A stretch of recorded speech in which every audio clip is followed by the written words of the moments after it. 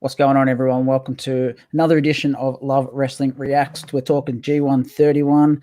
I am, of course, the franchise Matt Sell.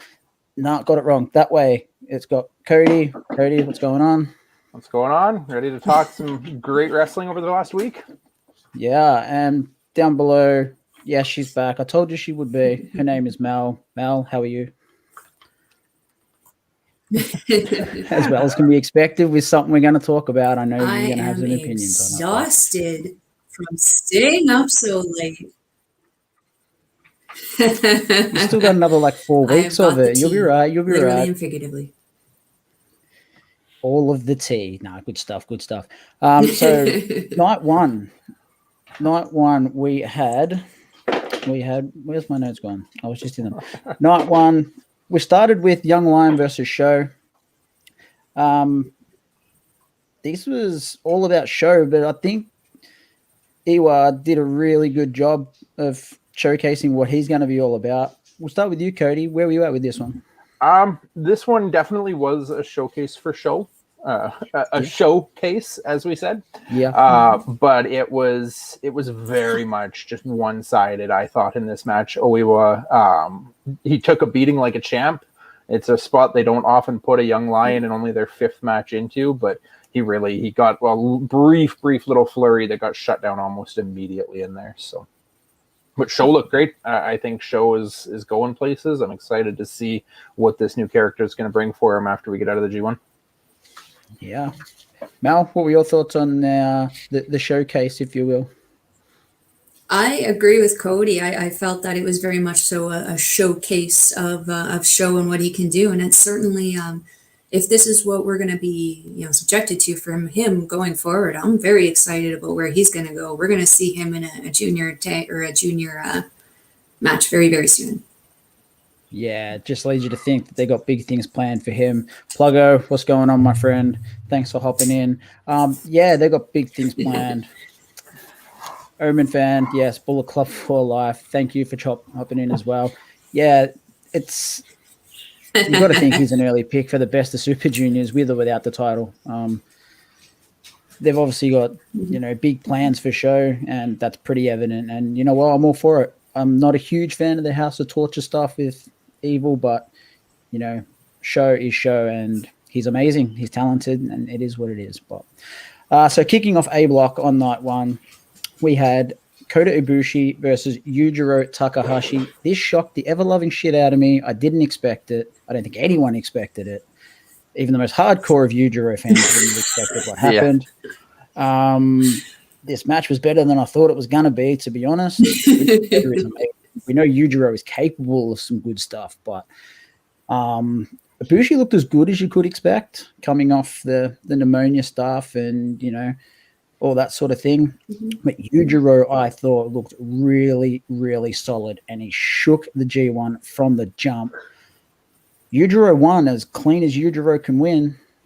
A low blow in there, but other than that, yeah, pretty clean. It was a low blow and a hit with the cane, but that's why I said as clean as Yujiro can win.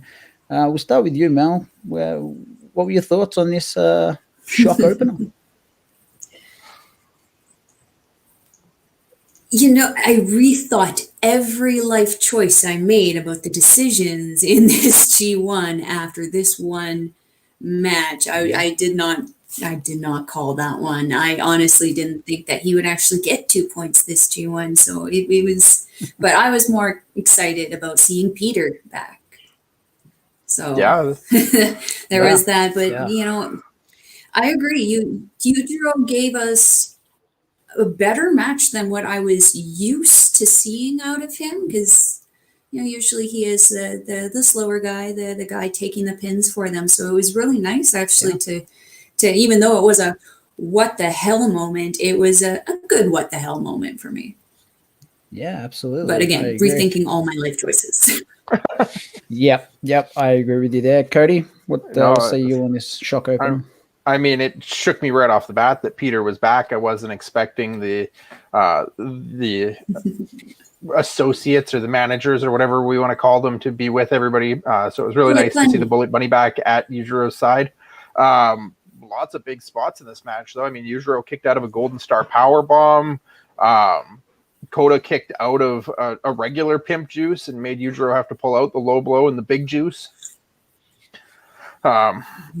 Stunned me just as much as everybody else, I think. I definitely didn't see it coming, but in hindsight, it does make sense that they're kind of still playing that Kota isn't 100% after the pneumonia bout. So Yujiro managed to take advantage.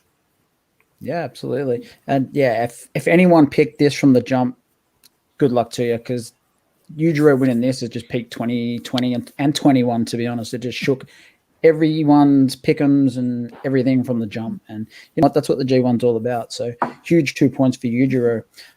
Great Khan versus Tonga Loa was match 2 on night 1 of A Block. This, personally, for me, this match was a whole lot of fun. I enjoyed two bigger men just, beating the crap out of each other. Two debutantes beating the crap out of each other. So I'm hanging for more of that. This is the Tonga Loa I wanted. Cody's just run away.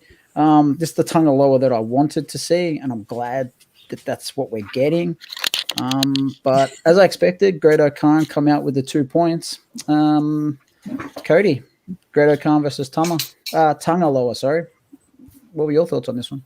A lot better than I was expecting out of it, actually. Yeah. Both men came in first time in their G1s, worked their butts off, put in a great match for two first-time debuting participants. Went the way I thought it was going to go. I think Great Khan is in for a really big push in this tournament. I think he's been getting a big push since he arrived. So, great debut for both. Good exhibition of what both of them is going to be bringing to the table for the next couple weeks. Yeah, I absolutely agree. Mel, where were you at with this one?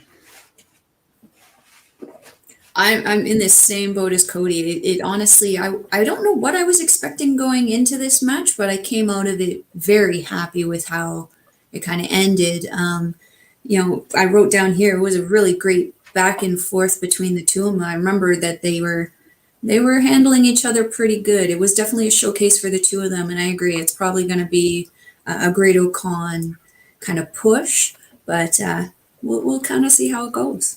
One thing that stood out to me early in this match is Great Khan looked very, very smart with the Jado shenanigans. That every time Tonga Loa tried doing something and getting Jado involved, Great Khan was alert to it and aware to it and saw it coming up until the point where he got thrown out of the ring and couldn't do anything to stop it. Yeah. No, I agree. The Jado kind of ringside there was kind of the appropriate amount of interference that I would like to see from Bullet Club, where they usually do try to take it a little too over the top.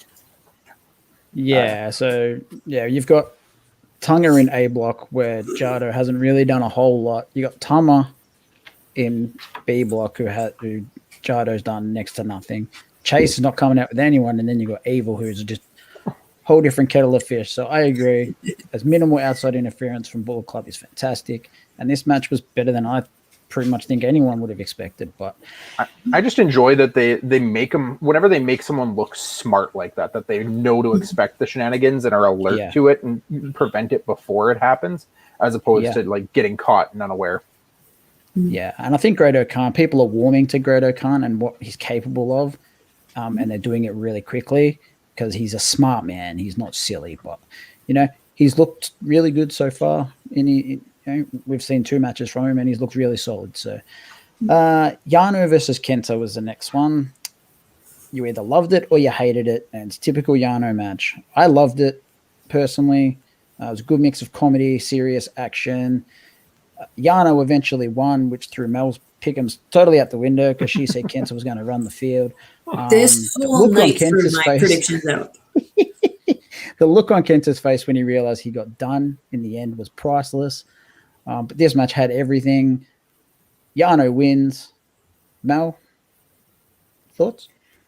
I actually, like I mentioned before, Yano has grown on me. I understand his purpose. I understand why he is there, which is why after the first two matches, this I felt was the perfect kind of breakup match to kind of, release everybody's tension and prepare them for the second half of the night. Again, Kenta just, I don't know what it is about Kenta, but he knows how to wrestle and he knows how to act at the same time. So I think that combination with him and Yano actually ended up very, very good. And I think they just had fun. It was a good, fun match.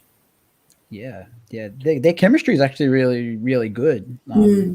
Even last year when they were in the G1, they had a really good mixture of a match that was very similar to this, and I enjoyed that just as much as I did this one. Cody, what did you? Astrid, welcome to the chat. Thank you very much. Cody, where were you at with this one? I mean, typical Yano match. They worked it. I don't recall the match earlier this year, but they worked a lot of it that they were playing off of earlier this year, where Yano ended up catching Kenta with the tape on the ramp. And I mean, Yano is Yano. Surprisingly, I think this match was actually the most notes I took for any match on this card. And that says something because I was really enjoying the story they were telling with all the tape and everything, and Kenta hiding Yano under the ring so the ref didn't know where he was as he was counting him out. But the actual it was a good throwback to last year as well, with the tape on the ramp and all that sort of stuff. Yeah. So, just in terms of the actual wrestling that happened in it, though, like Yano can wrestle. A lot of people don't recognize or don't appreciate this, that Yano tells a story and Yano has fun. But when Yano wrestles, Yano can still wrestle. And I definitely appreciated that they did have some wrestling between him and Kenta. And when they did, it all looked good. Yep, I agree. Yeah, solid.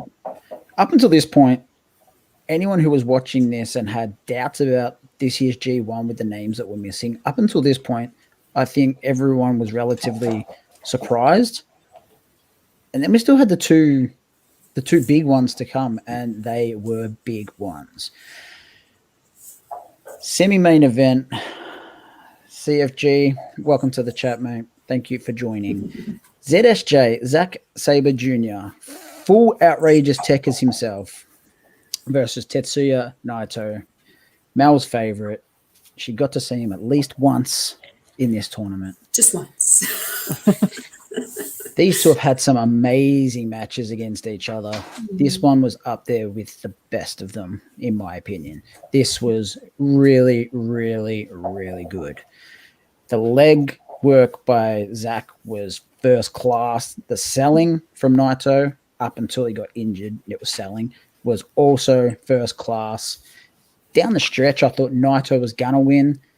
When he went for that Destino-looking counter and then his knee gave way, I initially thought he was selling, but then it was evident that it wasn't. You could tell he was injured. Zack won in the end. Whether they called that on the fly, I'm not sure. But in the end, Zack winning was the right choice.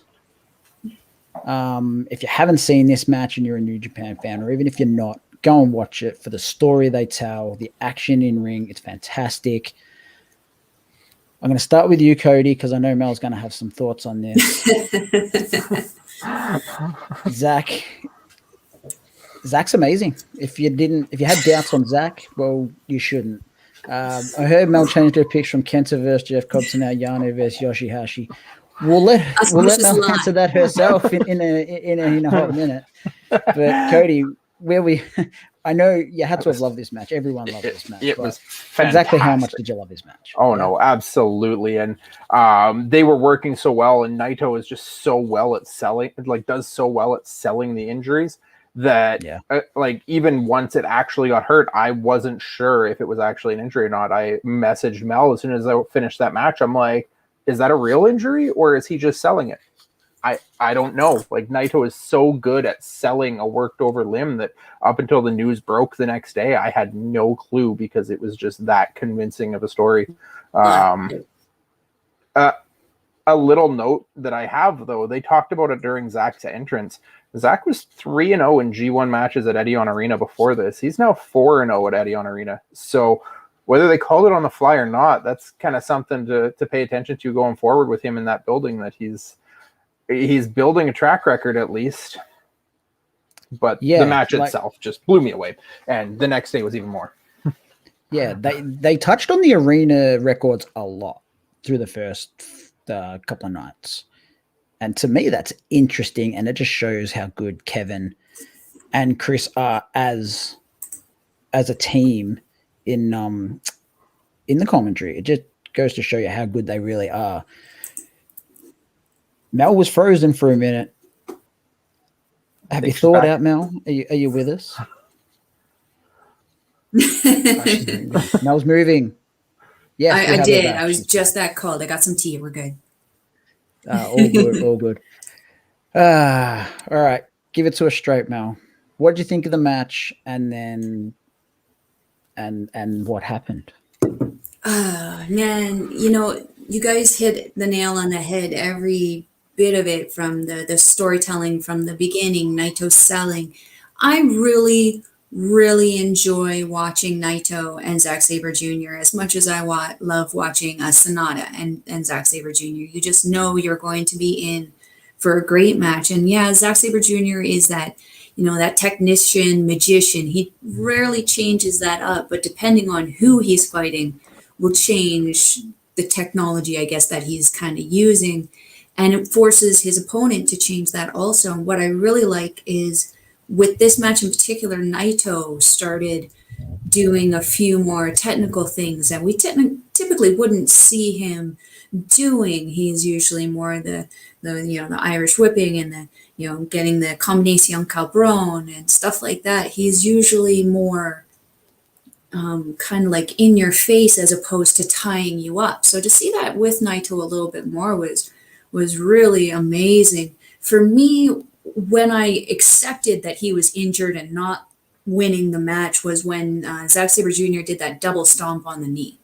As soon as he rolled off of there, I was like, "Ooh, he's done. That knee is torn." He wobbled on it funny, and I noticed at that point he didn't really kind of recover after that point. I believe the pinfall came very quick, or the submission came very quick after that.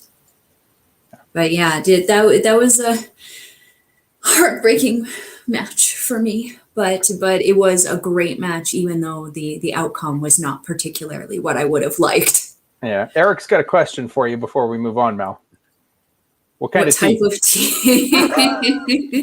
It's called Unicorn Dream, and it's got edible glitter in it because sparkles. Okay, let's move on from that. The main event of I don't know, unicorns come up in conversation and I get weird. Okay. Shingo versus Ishii was the main event of night one. Now before we get into this match, we do have to be time conscious. We have to be in and out within an hour. I should have mentioned that off the top because we've got another stream going on at the top of the hour. So we'll talk about this match a little bit, and then we'll change up the formation for nights 2, 3, 4, and then we'll move from there. But Shingo versus Ishii was exactly what you expected Shingo versus Ishii to be. It was just two big men beating the crap out of each other. And I loved it. As absolutely our fearless leader, Mr. Spenny Love, would say, big, meaty men slapping meat. And it was fantastic. And I wouldn't expect these two to do anything else, and it was fantastic. Mel? Oh, like you just said, big, meaty men. It was an incredible, heavy-hitting match. It was exactly what I expected out of Ishii. It was exactly what I expected out of Shingo, just collision after collision after collision. I'm honestly surprised that, Ishii can walk after his matches, let alone Shingo. But in that match for me, Shingo just proved again why he is the champion. Yeah. Couple comments and notes I had of Chris Charlton commentary during this match, though.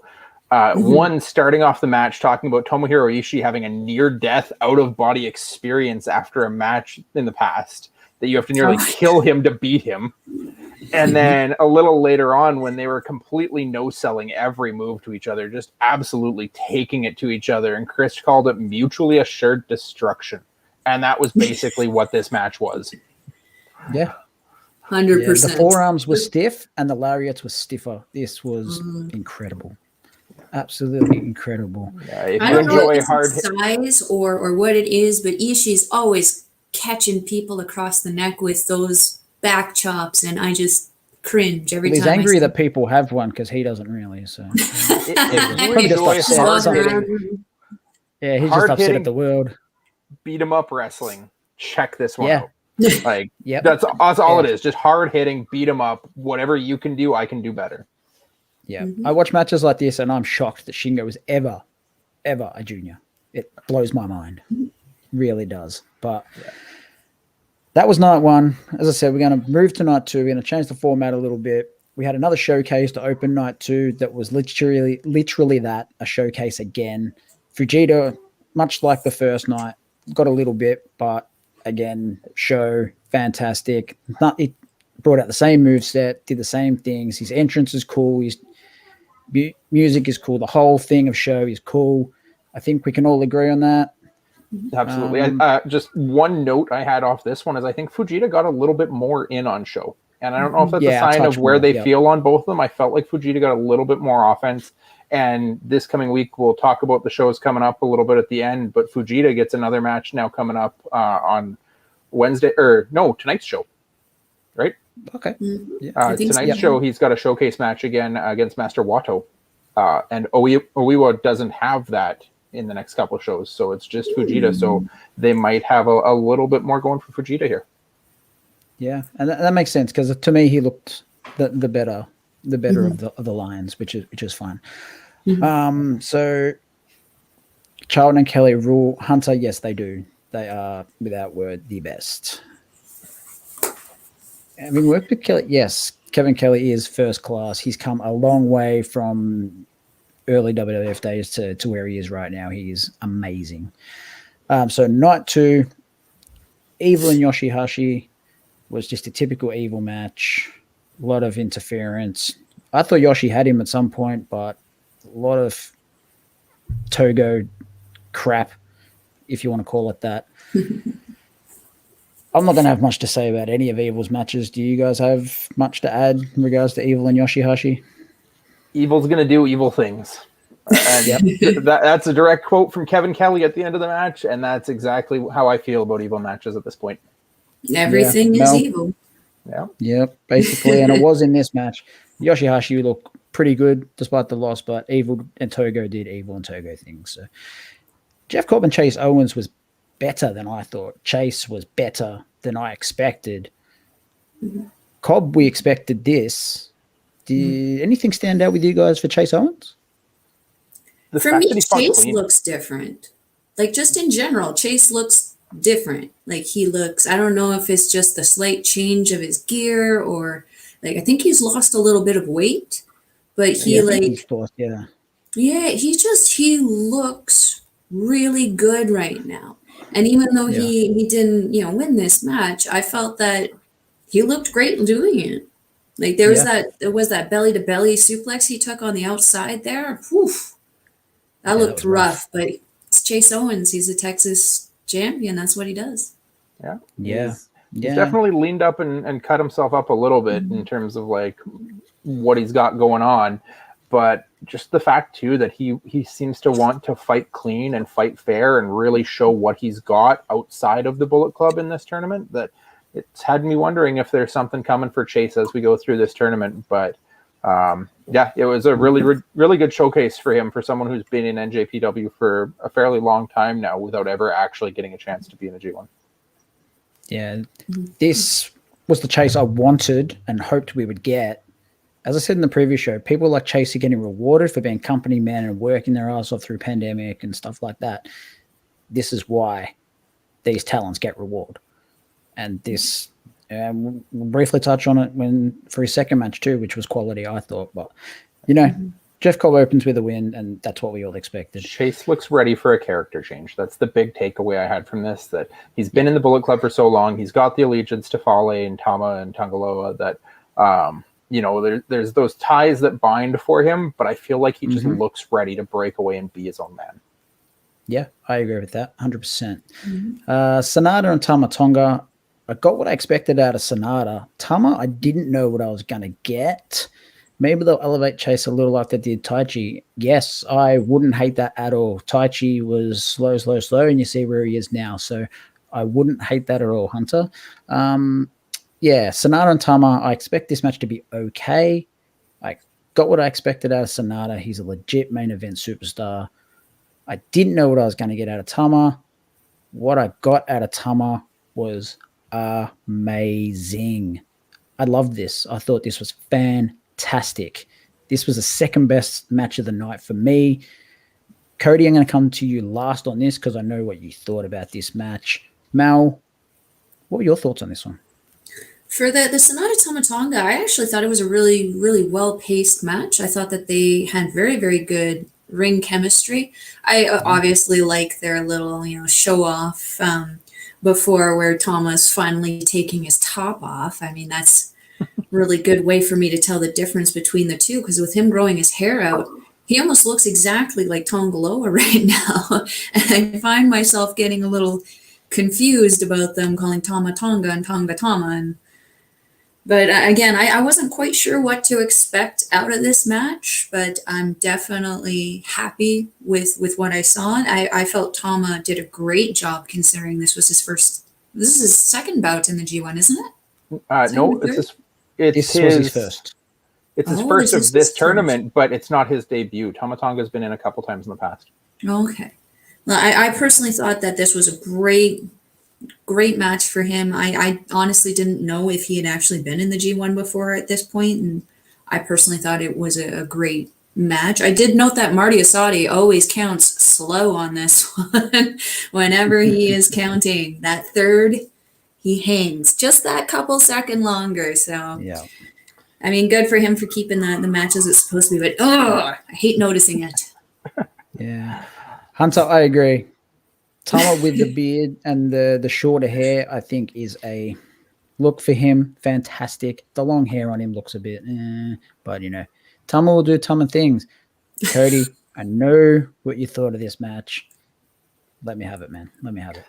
Honestly, it was my favorite match of the night. I talked to you briefly about this map, but this match, just the story that they told between Tama and Sonata, the technical exchanges, the Tama recognizing and even saying out loud as Tama Tonga with Bullet Club and Jotto in his corner, being able to stand up and say he respects Sonata and fight this match as clean as they did and fight it in such a technical showcase for both of them.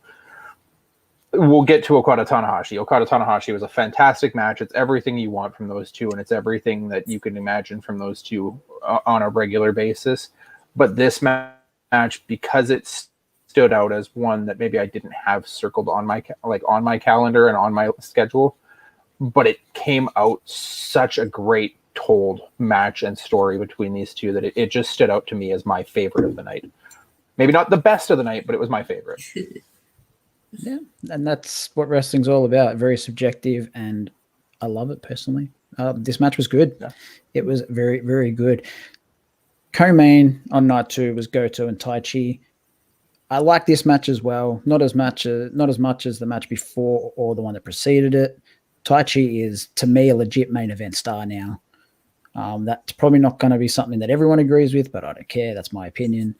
Is there anything you guys took out of this match that you didn't already think going in? I mean, for me, it was the match that I was looking forward to the most on this one.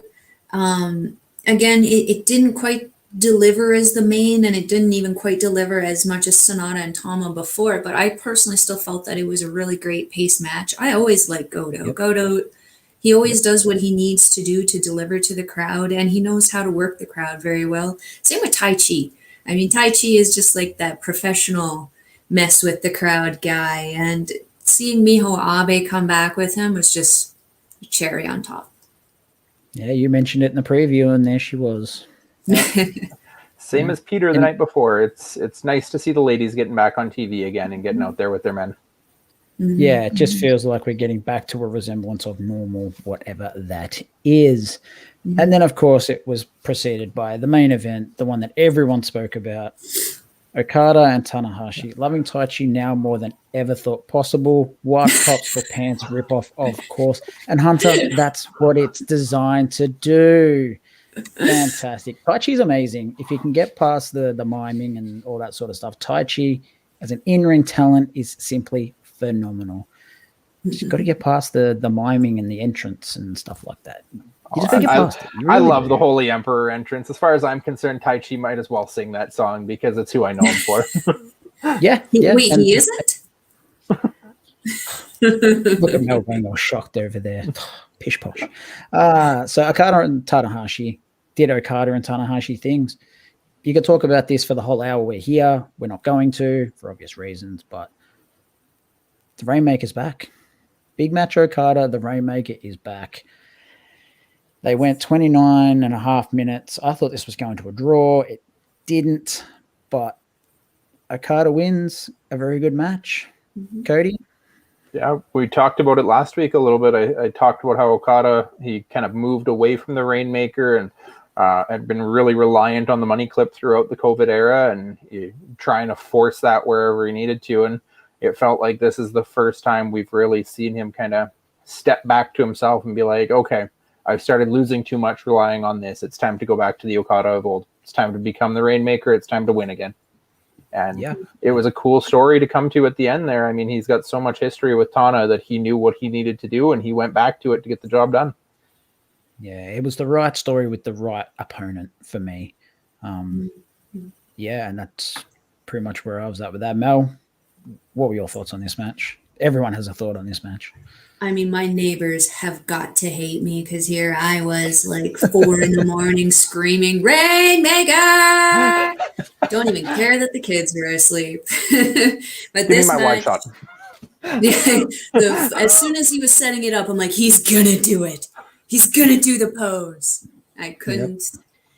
I totally white girled. I couldn't even. It was a great moment for me. And like, and a side note, I don't even know if this is how it was supposed to turn out or just, coincidence, but Okada's gear reminded me of Sally's dress from The Nightmare Before Christmas, and it just made me so happy. So now, like, my second choice to win, if Kenta's not going, I kind of sort of want Sally Okada to get up there. If you're going to pick someone for any reason, that's as good as any, I would think. But, Fashion, right? Go with it. Certainly not picking Taichi for that. You got the shoes in the background, so if you're going to pick someone on anything, it might as well be fashion. But yeah, as Hunter said in the chat, as Hunter said in the chat, a draw would have been good, but seeing Okada having to resort to the Rainmaker to get the 2 points to kick off that he needed was a great story. They went a perfect time. At no point did it feel like it went as long as it did. This was a great way to end the first 2 nights of A and B block. Yeah. Night 3 started off with... before we jump to 3, we'll talk a minute there. Just after night 2 is when we found out the extent of Naito's injury. Yes. Yes, we did. That he is done. Torn ligaments, torn meniscus, MCL, damage all to his left leg, pulled from the tournament. Every remaining match of his is effectively a forfeit, and their points have already been added to all of his future opponents going forward. So Zach had the 2 for beating him. Everybody else now has a guaranteed 2 for where that match fits in the schedule. We filled in now. We've got 2 matches. Nagata's going to special match, 2 for Bushi, 2 for Hiromu, and then 2 for Kojima at the end of the tournament. Kojima. Yep. And then, we got Mel's thoughts on the knee injury before. She's the big Naito fan here. I love Naito as much as the next person, not as much as Mel, but as much as the next person. It was sad to see someone of such talent and a lot of people's picks to win be injured, but unfortunately it happens in sport, in pro wrestling, it happens. I'd rather it happen in match 1 than match 9. It definitely sucks to see someone lose the entire tournament out of it, though. It was just one match for him to recover, stuff like that. I know that's happened in the past where they just need a night off. That's one thing. Yeah. It's very unfortunate and very sad for Naito that he loses the entire tournament out of this. And we wish him all the best. Again, get well soon and can't wait to see you come back. Absolutely, but I'd rather it happen match 1 or 2 rather than match 8 or 9, because at least this way, if Naito was their plan winner, they can pivot and they've got plenty of time to do so. But yeah, unfortunately for Naito, he is out and he's going to be out for an extended period. Best wishes to him. Hopefully he gets back and comes back better than ever. So night 3, we had one of those special matches, Tonga versus Yuji Nagata. Tonga won as I expected against a veteran. There's not much you can say about this. Tonga looked good, fought from the underdog story. Was there anything that stood out here with Tonga for you guys against Yuji Nagata? Very surprising to see Tonga fight from the bottom. I didn't expect that, being that he's the one in the tournament and Nagata was just filling in. I didn't expect Nagata to dominate the majority of the match the way he did. It makes sense. Nagata is a veteran who's been around for a long, long time. 65 G1 wins to his name, they said. So, I mean, he's got plenty of history and plenty of ability to back him up. I didn't expect it to go quite that one-sided. Yeah. Anything... I noticed the same kind of thing. I felt that Yuji Nagata did have the match a lot more than he probably should have. I think that the intention of the match should have been to kind of, showcase Tonga, who's obviously going forward into the tournament. But then at the same time, if they'd had showcased him a little bit, it would certainly give his opponents something to study going into it. So kind of feel that it was probably the right thing to do to still have him fighting, but to maybe not have him fighting a tournament person. But I agree that the match was a different one, but I felt it was a decent opener. Yeah, absolutely.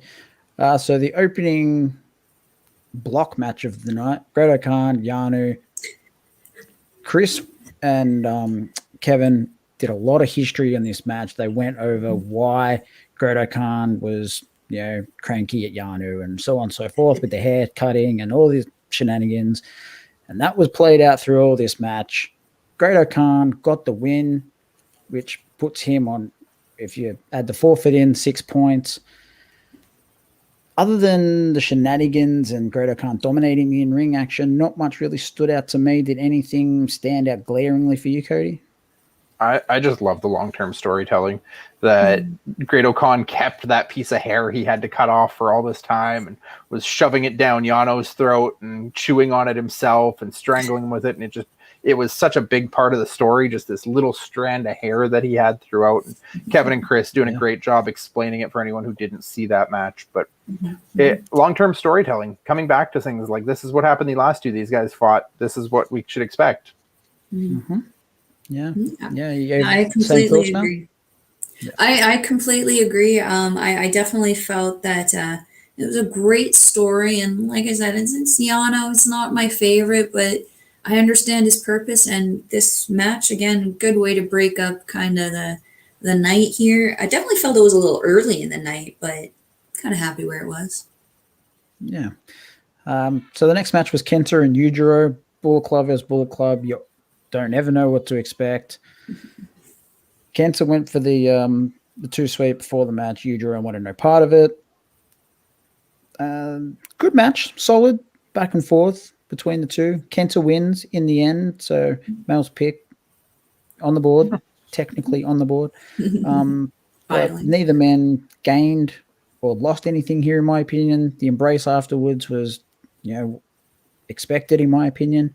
But both of these men can play spoiler throughout the tournament. They'll pick up wins they're not meant to, and they'll lose matches they're probably supposed to win. Did anything stick out glaringly for you guys in this one? No. For myself, I had great submission finish written down, and I honestly don't remember what I meant by that. But that's the only thing I have written down. For Yujiro, I think this was another one where he wrestled fairly clean against Kenta again, didn't he? For the most part, that's how the finish came about. Was he went for a low blow and Kenta blocked it into the game over. Mm-hmm. Yeah, see, it's weird. We're having Chase, who's wrestling pretty clean. We have Yujiro, who's wrestling pretty clean. It's an interesting turn of events. It's almost like they're shoving all the shenanigans on Evil this tournament, and I'm good with that. I enjoy seeing these guys actually having the legit matches instead of that, ball shots back and forth kind of deal. Yeah. Absolutely. It was definitely teased a lot through the match that House of Torture and Bullet Club could be at odds. That was kind of the big story in this match. Yujiro refusing the Too Sweet, and they talked a lot about could House of Torture break away and become their own group. So it's what I expected might happen going into this tournament, but then they ended with the Too Sweet and a hug when they're done. So yeah, for now, see where it goes from there. For now. Ibushi, like Khan, but what the fuck? Drunk stumble entrance. Yeah, his entrance for me is amazing. It's part of the mystery of the Great Khan. He's supposed to be a Mongolian death lord, isn't he? I think so. That's why he got the Mongolian chops license to himself. Yeah. Yeah. And now it's an interesting character, but it's has the cork and clubs. Yeah, it's working for him. That's the main thing. Ibushi and Ishii was the co-main. How Ibushi was ever in the Cruiserweight Classic in WWE is beyond me. That man is a machine. He is shredded to the shithouse. But much like Ishii and Shingo, this was just two men beating the crap out of each other. This wasn't perfect, but it was just a fight, and it's what I expected, and it's what we got. Ibushi won, but he didn't look like a winner at the end. What say you, Cody? How's Ibushi look to you? I mean, he still looks like he's getting back into form. I think he might be there, but they're definitely telling the story that he's not there yet. Yeah. It's, Ishii's a hard hitter. It's knocked the wind out of Ibushi, kept him gassed and winded a lot of the time, worked him down. Yeah. Shout out to our man Zach, waiting on the blowing off the stream coming up after we're done here. He talked a couple weeks ago, NWA held a slap fight. Ibushi and Ishii held a slap fight in the middle of this fight. That probably didn't end well. But something I did note with this match was that it just it did feel like the matches that they have had in the past, which isn't a bad thing, but it might not necessarily be a good thing either. But I'm sure at some point you have a point in your career where you fought somebody so much. What else can you do? Yeah, exactly right. And if you're a hardcore New Japan fan, you'll notice that there's a lot of things happen in matches that have happened before, and that but they mix it up and they put them in different areas of the match that you sort of it confuses you a little bit and makes you think that you haven't seen it before. But as I said, this wasn't pretty. It was legit. It was just a fight, two guys just slapping and beating the crap out of each other. Ibushi's on the board now, and that's really all you can ask of Ibushi. He's on the board. He's a two-time defending champion. He's going to figure there and thereabouts again. Shingo versus Zach Outrageous Techers. Zach's just a cocky prick, and I love him for it. I really do. Shingo can do anything against anyone. Zach can also do anything against anyone. Zach wins. Massive win. I like that they kept talking about the match from 12 years ago. This was fantastic. Zach, people are all about Zach. Are you guys all about Zach? Oh, yeah. This probably is my favorite match of the tournament so far. The amount of notes that I took on this match is probably 3 pages long. Yeah. Just going through, I noted everything because it was such a technical masterpiece. Watching Zach wrestle is like watching someone draw, Da Vinci drawing the Mona Lisa for the first time. Every time that man's in the ring, it's just a piece of art. And the story they told with the history of them in Germany with Zach and his counter after counter after counter. And every time he gets you in a hold, you got 6 seconds before he moves into the next hold. You've got every single thing Shingo threw at him. He had multiple reverses to it. And that's ultimately what ended up getting us to the finish is Zach reversed Pumping Bomber multiple times. He reversed the Made in Japan multiple times. And it was him managing to reverse the Last of the Dragon. That one time was all he needed to land the Zach driver and get in for the win. Yeah. Mel, you love this match as much as we did? Oh, yes. Shingo is another one of my personal favorites. I mean, LIJ in general is just, I can't find anything really poor to say about any of them. But Shingo, from the moment he debuted in New Japan, I was kind of like, ooh, who is this and what is he doing and why is he killing everyone kind of thing. So this did, like the Naito loss, kind of hurt my heart a little bit, but it was well earned. This match was incredible. Zach gave him everything he had. Takagi gave him everything he had. And at the end of the match, it just wasn't quite enough to be able to outsmart the technician magician. Correct. Shingo selling arm spasms and edges was great. Yes, Hunter was phenomenal. He is a slippery slinky. Yes, he was exactly oodle noodle as he caught himself in the post-match.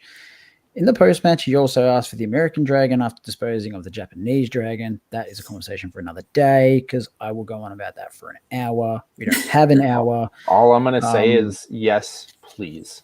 Make it happen. Yeah, and I think we can all concur on yes, please. And at this point, they don't have an excuse for it not to. Correct. And Zach's calling himself outrageous techers, and you know what?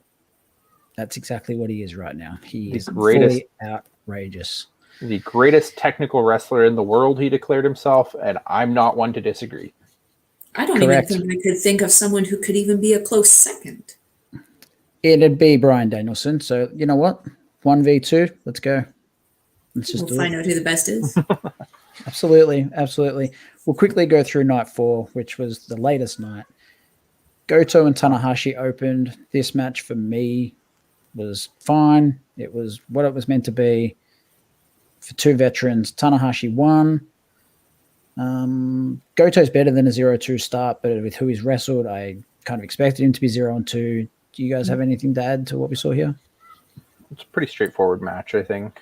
Yeah. Just as we're starting this show, too, just a shout out to anyone who hasn't watched it yet. B Block Night 2 was 100% free on NJPW World.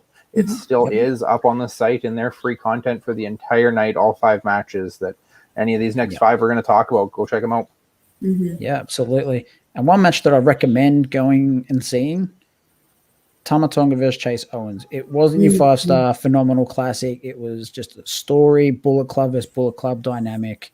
Two guys that respect the hell out of each other, just given everything they've got. There was no outside Jado rubbish. This match was fantastic, and Tama looks fantastic. Do you guys have anything quick to add in regards to Tama versus Chase? I mean, how often do you see a Bullet Club match where there is zero interference?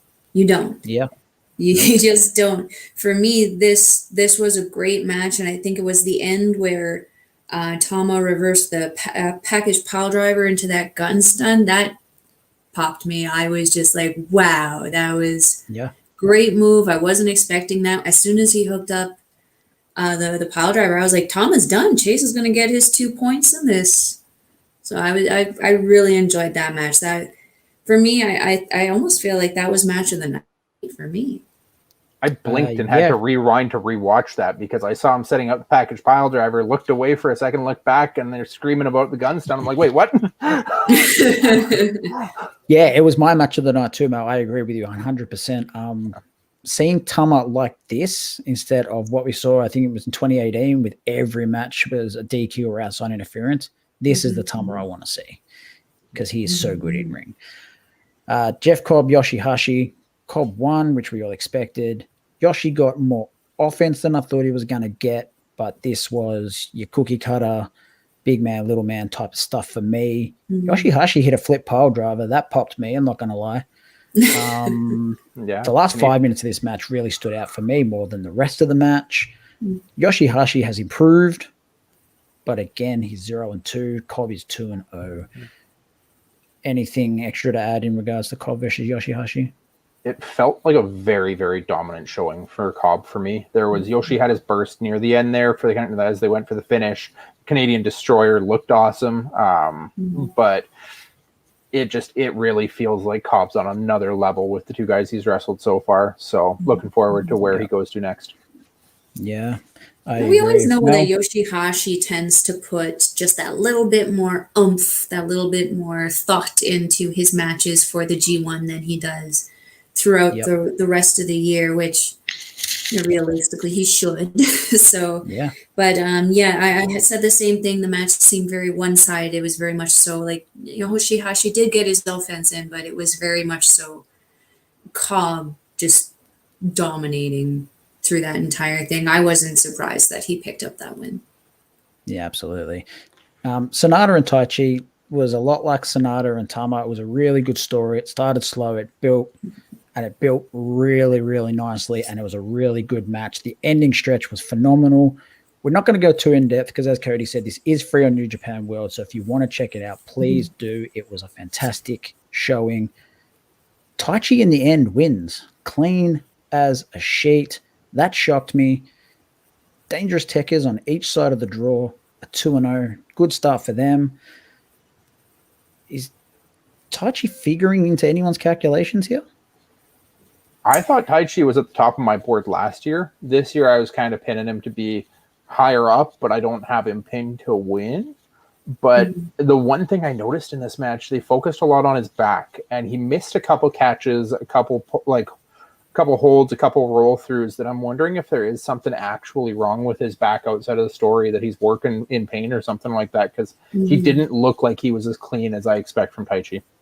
Yeah, absolutely. But it was still a good match nevertheless. It was a great match, and him and Sonata worked through all of those struggles throughout. So, no, 100% I enjoyed the match. It just, I'm concerned because it looks like he might be working through something. Yeah. You got anything to add on this one real quick, Mel? I actually think the same thing as Cody. I kind of felt that Taichi wasn't quite at that level that I'm used to seeing him at. But I do have, like, for myself, I do have him and Cobb being in the semifinals for my prediction. So even though I love Sonata, again, LIJ, I definitely picked Taichi to win this one out. And just as a lady, I got to say, at the beginning, when they're sitting there doing the little peck thing, I mean, that's a nice little surprise for us. I mean, I need to learn how to do the ladies that. getting something, because the men get a lot with Peter.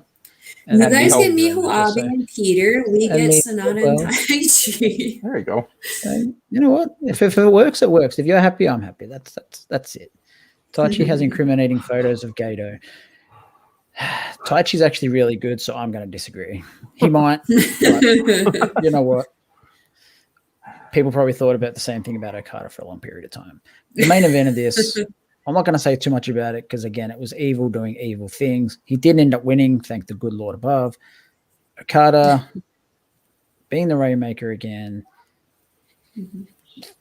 All this adversity, gets the win. Evil, I thought was going to win at one point, didn't, thankfully. But Okada, 2-0 start. He's looking good. No, I agree. Okada is I think the return of the Rainmaker, if I didn't take that into consideration in my predictions, if I knew that the Rainmaker was going to come back, I probably would have thought a lot differently and probably had a few different predictions. This definitely kind of throws. This is kind of like that surprise Easter egg that's kind of emerged into the G1. It'll be interesting to see how it kind of screws around with everything. Absolutely. Cody, you got nothing to say in regards to Okada and Evil? I got a kick out of him hitting what they called an everything is Okada. And then that shotgun dropkick to Togo. That gif going around on the internet, shotgun dropkick, and Togo sold that like a champ. Legitimate shotgun dropkick because Togo went out of this world. But Some as Cody said, dropkicks in the industry right now come from Okada. Yeah, or just New Japan in general. I mean, Okada is one of the best drop kicks in the world. Like his standing drop kick, fantastic. But that shotgun drop kick, great. His top rope drop kick, absolutely fantastic. Like the man can hit a drop kick. Yeah, he can hit anything really. So that was that was the first 4 nights. As Cody said, this night 4 Swerve Show. What's up, man? Absolutely. I'll own it. Yeah, 100%. That was a free show. It's still free on New Japan World. Please go and check it out. See what New Japan's all about. If you're not sure about subscribing to the streaming service, but check it out. It was a respectable show. It wasn't their best show, but it wasn't their worst. It was a very good wrestling show. So the standings as they are heading into tonight's show, I believe. A block, Great O'Khan sits on top. Now, I've put the forfeits into this, so some people will have, like Great O'Khan, he's wrestled 2 matches, but he's on 6 points, just so that makes sense. Great O'Khan is 6 points, leads the block. Shingo, Yano, Yujiro Takahashi, Zach, and Kenta are all on 4 points. Don't forget, Kenta's wrestled 2 matches. One of those is against Naito, so he won't get a forfeit. Zach, Zaki. Sorry, did I say Kenta? Sorry, Zach. Tangaloa, Kota Ibushi, and Tomohiro Ishii all on 2 points. Tanga and Ishii haven't technically won a match to get those 2 points, but that would make Kota on 4. I've stuffed that. Kota would be on 4 with the forfeit. And Naito, of course, will be on 0. He won't move from 0. He will finish bottom of the block. B block is a lot easier to figure out because it's just who wrestles and wins who. Okada, Cobb, Taichi all on 4 points. Sanada, Evil, Tanahashi, and Tamatonga all on 2 points. Chase, Yoshihashi, and Goto all on 0 points. That's where we stand right now. There is another card tonight. I'm not sure who's wrestling tonight. I don't have it up. Maybe Cody does, but we won't. We got O'Khan versus Takahashi. Yeah, we got O'Khan and Yujiro. We've got Yano versus Tangaloa. We've got Ishii versus Kenta. Shingo is in his showcase where he should have fought Naito. He's fighting Yuji Nagata. Yep. And then the main event tonight is Kota Ibushi and Zack Sabre Jr., which will be another absolutely fantastic showcase between those two. Zack has a hell of a 3-man start, but it's all going to be great matches. Absolutely. And the next night after that is Wednesday. Have you got up what we've got for the next night of B block? Yeah, next up for B block, Taichi versus Evil. Sanada versus Chase Owens. Goto versus Cobb. Tanahashi versus Tamatonga. And Okada versus Yoshihashi is currently on the site listed as the main event of that night. Yeah, Okada being main event in Korakuen doesn't surprise me. Yoshihashi being main event in Korakuen because they really tried to sell that Yoshihashi fights harder in Korakuen, and even Okada in his post-match said, if this was anywhere other than Korakuen, I would think I have the advantage, but Yoshihashi and Korakuen have history, so. You know what? New Japan do a good job of selling that sort of stuff. So, you know what? If that's the main event, cool. I'll watch it. And I'm sure it'll be fantastic. I do want to give a quick shout out to New Japan Strong. Jay White versus Wheeler Yuta is happening today, if it hasn't already happened. 6 o'clock, now. Yeah, it's already up on the site. You can go watch it now. Wheeler Yuta, if you're an AEW fan, you've seen him in there with the Best Friends recently. He's working New Japan as well. He's fighting Switchblade Jay White on this show tonight as well. They're doing all of their recordings tonight in Texas for the next couple weeks. That we have Carl Fredericks versus Will Ospreay for the title that Will Ospreay is claiming is the real title, which is a big match for Carl Fredericks right now to be getting a world title match. Yeah, a lot of good stuff going on Strong, and they announced Suzuki and Archer are going to wrestle against Moxley and Kingston again in October at some point. So there's a lot of things happening, but we're nearly out of time. We've got 90 seconds to wrap it all up. The G1 so far has been fantastic. We've still got a lot of fantastic stuff to go. If you don't already, follow us on the Facebook, the Twitter, the Instagram, and the YouTube, all at Love Wrestling CA. Don't forget, here on Twitch, it is still September. If you love us that much, please throw us a subscription. We will be forever grateful. We work hard to give you what we give you. And that's pretty much it. I also want to thank our sponsor, Rich over at RK Athletics. You can follow him on all the socials, RK Athletics 1. That's all I've got to say. Cody, you got anything else? I mean, you can follow me, Twitter, Twitch at Cody Defoe. Shout out to the team sitting in the back room waiting for us to finish out right now. Blowing Off Stream will be live on this Love Wrestling channel on Twitch, Facebook, YouTube, all of our channels immediately following us. Tune in, check us out. I'll be jumping over to that stream. We're going to play some Jackbox, have some fun, just playing some games and chatting about whatever. Yeah. Mel, where can people find you real quick? So you guys can find me on my Twitter account. It's at Collins Melball. Very simple. Or you can find me on Instagram. It's Melball_101. Just search Melball. You'll find me. I pop up everywhere. That's it. And I'm, of course, at The Franchise, 2 underscores. That's it. We are out of here. Thanks, everyone. Peace.